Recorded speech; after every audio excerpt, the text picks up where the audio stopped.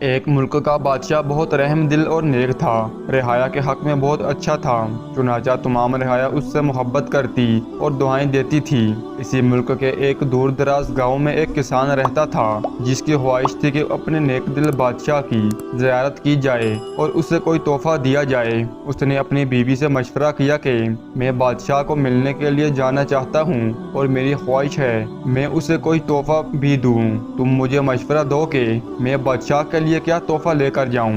بیوی نے کچھ دیر سوچا اور کہا کہ بادشاہ کے پاس تو ہر چیز ہوگی، ہم اسے کیا تحفہ دے سکتے ہیں۔ ہاں، میرا ایک مشورہ ہے کہ ہمارے گھر کے پاس بہنے والے چشمے کا پانی بہت میٹھا اور ٹھنڈا ہے اور ایسا پانی پورے ملک میں کہیں بھی نہیں ہوگا، حتیٰ کہ بادشاہ کے پاس بھی نہیں ہوگا، تو تم اس کے لیے یہ پانی لے جاؤ۔ کسان کو یہ تجویز پسند آئی اور اس نے اپنے چشمے سے پانی کے 2 گڑھے بھرے اور اپنے گدھے پر لاد کر بادشاہ سے ملاقات کے لیے روانہ ہو گیا۔ کئی ہفتوں کے سفر کے بعد بادشاہ کے محل پہنچ گیا اور ملاقات کی اجازت چاہی۔ اجازت ملنے پر بادشاہ کو تحفہ پیش کیا اور بتایا کہ یہ میرے گاؤں کے چشمے کا پانی ہے اور ایسا میٹھا اور ٹھنڈا پانی آپ کو پورے ملک میں کہیں بھی نہیں ملے گا۔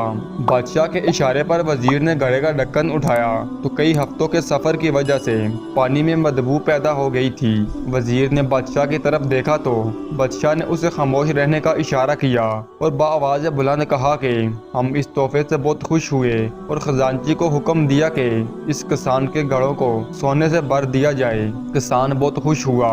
بادشاہ نے وزیر کو بلا کر چپکے سے کہا کہ پانی کو گرا دینا اور واپسی پر اس کسان کو اس راستے سے گزارنا جہاں ہمارے چشمے ہیں، تاکہ اسے علم ہو کہ ہمارے پاس پانی کے کتنے چشمے ہیں اور ان کا پانی کتنا ٹھنڈا اور فرحت بخش ہے۔ چنانچہ جب کسان کو انعامات دینے کے بعد ان چشموں کے پاس سے گزارا گیا تو وہ سمجھ گیا کہ اس کا تحفہ کتنا حقیر تھا، لیکن بادشاہ نے اس کے حقیر تحفے کو بھی قبول کر کے اسے انعام سے نوازا۔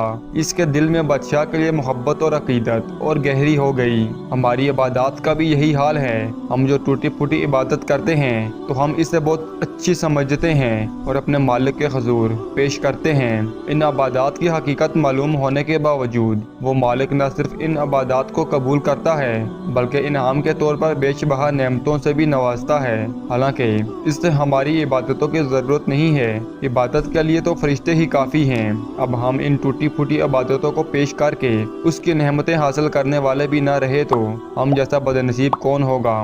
وہ تو ہر وقت دینے کے لیے تیار ہے لیکن ہمارے پاس ہی لینے کے لیے وقت نہیں۔ کاش کہ ہمیں اس بات کی سمجھ آ جائے، ورنہ جب مرنے کے بعد سمجھ آئے گی تو بہت دیر ہو چکی ہوگی۔ ویڈیو اچھی لگے تو ویڈیو کو لائک کیجئے، شیئر کیجئے اور چینل کو سبسکرائب کرنے کے ساتھ کمنٹس باکس میں اپنی رائے کا اظہار ضرور کیجئے تاکہ مزید اچھی ویڈیوز آپ تک پہنچ سکیں۔ بہت شکریہ۔ اللہ حافظ۔